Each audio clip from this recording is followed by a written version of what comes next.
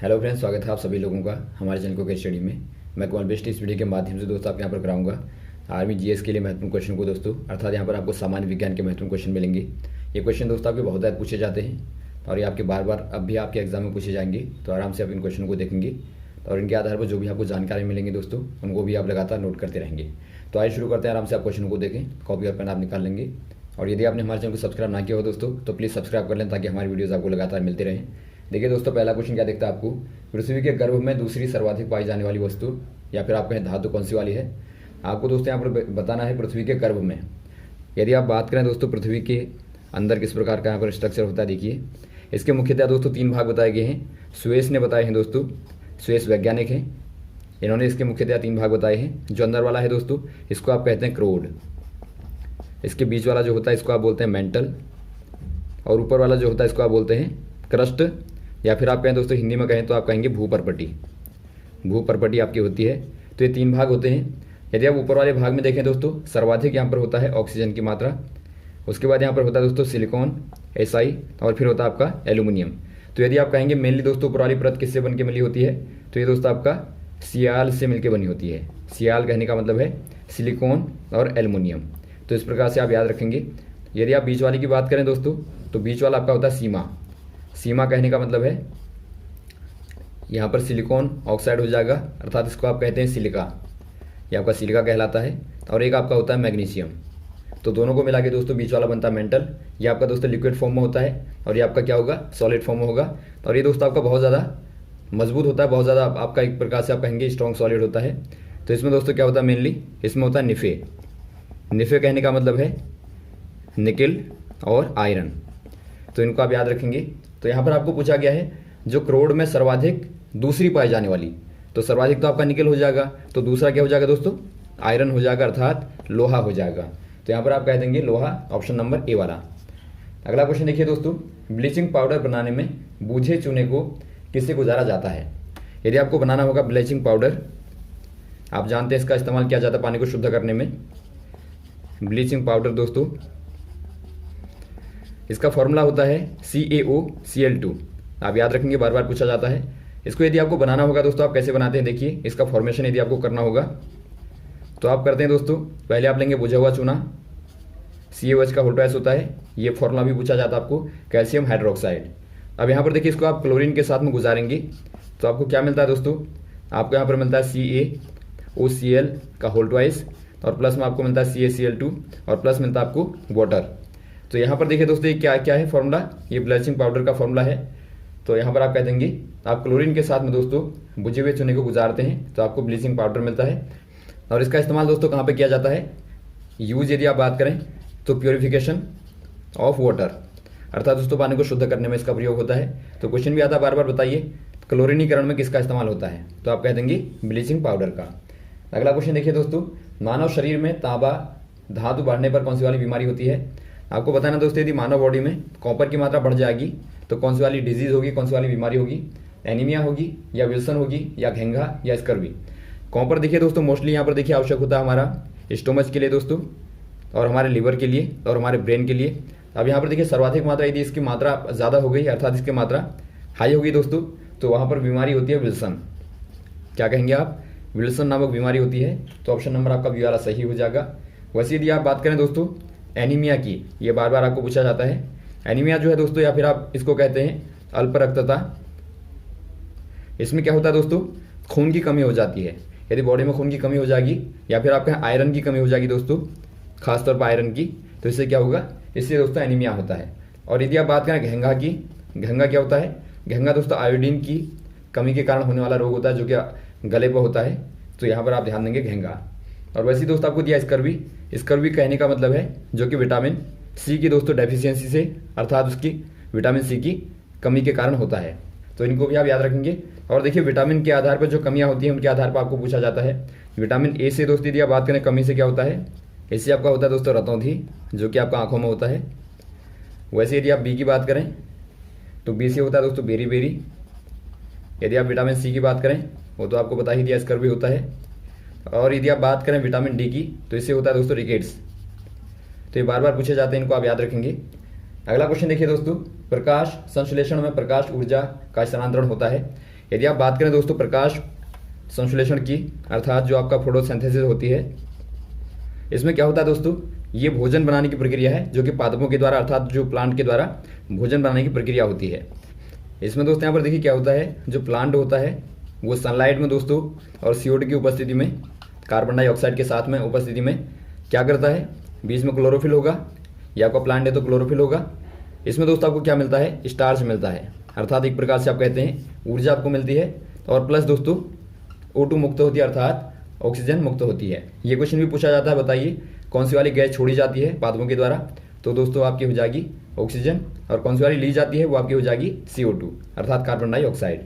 तो यहाँ पर देखिए आपने क्या देखा, यहाँ पर आपको पूछा गया कि इस क्रिया में कौन सी वाली क्रिया में बदलता है, तो आपने देखा दोस्तों जो आपका सूर्य का प्रकाश था वो काहे में बदल गया, वो दोस्तों आपका एक प्रकार से रासायनिक ऊर्जा में बदल गया, अर्थात केमिकल एनर्जी में दोस्तों कन्वर्ट हो गया। तो यहाँ पर आप कह देंगे रासायनिक ऊर्जा में बदलता है, ऑप्शन नंबर ए वाला। वैसे ही दोस्तों आपको और भी कन्वर्जन आते हैं, उनको भी आप याद रखेंगे, जैसा कि आपका होता है वैद्युत ऊर्जा से यदि आप यांत्रिक ऊर्जा में जाते हैं, या यांत्रिक से आप वैद्युत में जाते हैं, तो उनको बदलने वाले जो आपके यंत्र होते हैं उनको भी आपको पता होना चाहिए। अगला क्वेश्चन देखिए दोस्तों, पादप रोगों का सबसे उत्तरदायी कारक कौन सा वाला होता है। पादप रोग अर्थात दोस्तों जो आपके प्लांट में डिजीज होती है मेनली, उनका कॉज क्या होता है, उनका रीजन क्या होता है आपको बताना है। ये दोस्तों आपका मेनली होता है फफूंद, अर्थात ये जो आपका फंगी होता है दोस्तों, ये आपका मेनली रीजन होता है, जो क्या करता है, देखिए इसमें दोस्तों एक प्रकार की वॉल होती है, सेल वॉल होती है, जो क्या करती है, क्लोरोफिल को ढक देती है। पादपों में आपने देखा भोजन बनाने का जो मेन रीजन होता है उनका होता है क्लोरोफिल के द्वारा। यदि आप इसको बंद कर देंगे तो वहाँ पर क्या हो जाएगा, यदि आप इसको ढक देंगे तो वहाँ पर क्या हो जाएगा दोस्तों, ये सनलाइट के संपर्क में नहीं आ पाएगा, और संपर्क में ना आ पाने के कारण पादप भोजन नहीं बना पाएंगे। तो पादप इसके कारण दोस्तों भोजन नहीं बना पाते। जो आपका होता है फफूंद, बाहर से आपका झिल्लीनुमा आपने देखा होगा लगा रहता पत्तियों पे, तो यहाँ पर आपका मेनली हो जाएगा दोस्तों फफूंद। तो यहाँ पर आप टिक कर देंगे ऑप्शन नंबर डी वाले में। अगला क्वेश्चन देखिए दोस्तों, खैरा रोग किसकी कमी से होता है। अब यहाँ पर देखिए रोग आपके पादप के आधार पर बार बार रोग पूछे जाते हैं। यहाँ पर आपको पूछा गया खैरा रोग। यदि आप बात करें दोस्तों खैरा रोग की, तो पहले आपको पता होना चाहिए ये आपका धान में होने वाला मुख्य रोग होता है। तो यहाँ पर आपको पूछा गया दोस्तों ये किसकी कमी का कारण होता है, तो ये आपका दोस्तों होता है जिंक की कमी के कारण दोस्तों। तो आप कह देंगे जिंक की कमी के कारण होता है। और वैसे दोस्तों यदि आप बात करें और भी रोग होते हैं, जैसा कि आपका मूंगफली में होता है, मूंगफली में आपका मेन रोग होता है जो वो है दोस्तों आपका टिक्का रोग। जो बाजरे की खेती में होता है वो आपका होता है दोस्तों हरित बाली रोग। तो इनको भी आप याद रखेंगे। अगला क्वेश्चन आता है दोस्तों, तापमान 300 केल्विन को सेल्सियस में बदलिए। यदि आपको केल्विन को सेल्सियस में कन्वर्ट करना है या फिर आपको केल्विन को सेल्सियस में कन्वर्ट करना है, तो इसके लिए दोस्तों आपका एक फॉर्मूला आपको बताया था टेम्परेचर कन्वर्जन का, वो आपको बताया था। आप C-0 कर देंगे बट्टा 100 कर देंगे बराबर K-273 बट्टा 100 कर देंगे बराबर आपका जो फ़ारेनहाइट होता है F-32/180। तो ये दोस्तों आपका कन्वर्जन का फॉर्मूला होता है। आपको जिनको भी बदलना होगा उनको आप आपस में लेके आराम से बदल सकते हैं। तो यहाँ पर देखिए यदि आप बात करें दोस्तों दोनों को आपको बदलना है, तो यहाँ पर आप दोनों को ले लेंगे, तो आप इसको हटा देंगे तो आपका क्या हो जाएगा, आपको दिया K बराबर क्या दिया दोस्तों 300 दिया है। तो यहाँ पर आप 300 रख देंगे तो आपको क्या मिलेगा C। तो C-0 आपका C हो गया बट्टा 100 बराबर क्या हो जाएगा 300 - 273 करेंगे दोस्तों, तो आपको यहाँ पर क्या मिलेगा, यहाँ पर आपको मिलेगा 27/100 कर देंगे। तो 100 से 100 आपका कट गया, तो C बराबर आपका हो जाएगा दोस्तों 27 मिला। तो ये दोस्तों आपके यहाँ पर क्या हो जाएगा 27 डिग्री सेंटीग्रेड आप कह देंगे। तो ऑप्शन नंबर आपका हो जाएगा दोस्तों C वाला। वैसे यदि आपको केल्विन में बदलना होगा तो आप C के स्थान पर मान रखेंगे और आराम से बदल लेंगे। और वैसे दोस्तों यदि आपको फ़ारेनहाइट में बदलना होगा तो यहाँ पर सेम प्रक्रिया आपकी होगी, वहाँ पर आप यहाँ पर रखेंगे मान को। अगला क्वेश्चन देखिए दोस्तों, मिट्टी के घड़े में किस प्रकार से जल ठंडा होता है आपको बताना है। जो मिट्टी का घड़ा होता है आपने देखा होगा गर्मियों में खासतौर पर इसके अंदर पानी रखा जाता है। ये दोस्तों पानी ठंडा कैसे होता है आपको बताना है, इसका साइंटिफिकल जो रीज़न होता है वो क्या होता है। यदि आप दोस्तों मिट्टी की बात करें तो मिट्टी में क्या होते हैं, छोटे छोटे यहाँ पर छिद्र पाए जाते हैं, अर्थात एक प्रकार से आप कहेंगे होल होते हैं। तो ये होल क्या करते हैं दोस्तों, इनमें से थोड़ा सा पानी आपका रिस के बाहर आता है, तो उसका दोस्तों गर्मी के कारण जो हीट होती है, अर्थात जो गर्मी होती है दोस्तों, उससे क्या होता है वाष्पीकरण होता है। वाष्पीकरण होगा अर्थात वेपोरेशन होगा दोस्तों, एवापोरेशन होगा। तो उससे क्या होगा, वाष्पन के लिए हमेशा दोस्तों क्या चाहिए होता है, वाष्पन के लिए आपको गर्मी चाहिए होती है, अर्थात आपको ऊष्मा चाहिए होती है। तो ऊष्मा कहाँ से आएगी, ऊष्मा दोस्तों सतह से लेगा, और सतह कहाँ पे है, वो है आपकी घड़े की दीवार। तो यहाँ से दोस्तों यदि ऊष्मा को लेगा तो इसका तापमान लगातार अंदर का क्या होता रहेगा, वो दोस्तों आपका डिक्रीज होगा, अर्थात वो कम होता रहेगा। और कम होने से दोस्तों अंदर का पानी ठंडा हो जाएगा और बाहर से ये गर्म रहेगा। तो इस प्रकार से आपका यहाँ पर होता है। तो आप कहेंगे मेनली जो आपका रीजन होता है दोस्तों वो आपका वाष्पीकरण होता है।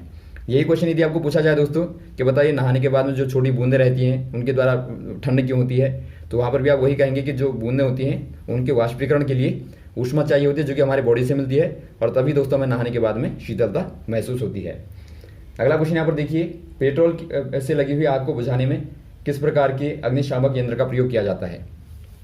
यदि आप बात करें दोस्तों अग्निशामक यंत्र की, तो ये अलग अलग प्रकार के होते हैं जो कि आग को बुझाने में कार्य में आते हैं, अर्थात जो आपके एक्सटिंग्विशर होते हैं दोस्तों, या फिर आप कहें अग्निशामक होते हैं जो, ये दोस्तों आपके मेनली देखिए 2-3 एक प्रकार के होते हैं। इनमें दोस्तों यदि आपको बुझाना होगा पेट्रोल वाली आग को, पेट्रोल आपको मालूम होगा इसका घनत्व तो बहुत ज़्यादा कम होता है। ये दोस्तों पानी के ऊपर क्या करता है, यदि आपका पानी यहाँ पे है तो पेट्रोल को आप डालेंगे तो पेट्रोल जो है पानी के ऊपर तैरता है। तो इसके लिए आप दोस्तों बिल्कुल भी पानी वाले का इस्तेमाल नहीं करेंगे। तो इसके लिए आप जो करते हैं दोस्तों वो आपका होता है फोम टाइप, अर्थात इसको आप कहते हैं दोस्तों झाग के प्रकार का। झाग टाइप जो होता है दोस्तों, झाग प्रकार का जो आपका अग्निशामक यंत्र होता है उसका इस्तेमाल आप करते हैं। इसमें क्या होता है देखिए, मेनली इसमें आपका सोडियम बाइकार्बोनेट होता है, अर्थात एक प्रकार से आप कहेंगे खाने का सोडा होता है, और साथ में दोस्तों आपका होता है एल्युमिनियम सल्फेट। तो एल्युमिनियम सल्फेट और सोडियम बाइकार्बोनेट होता है। तो इसका इस्तेमाल दोस्तों आप करते हैं इस आग को बुझाने के लिए। और वैसे दोस्तों एक CO2 वाला भी बार बार आता है, तो CO2 का बार बार इस्तेमाल किया जाता है। तो ये भी दोस्तों आग बुझाने के लिए खासतौर पर इस्तेमाल होता है। और जो आग को जलाने में सहायक गैस होती है, यदि आपको पूछा जाए तो आप कह देंगे O2 होती है, अर्थात ऑक्सीजन होती है दोस्तों।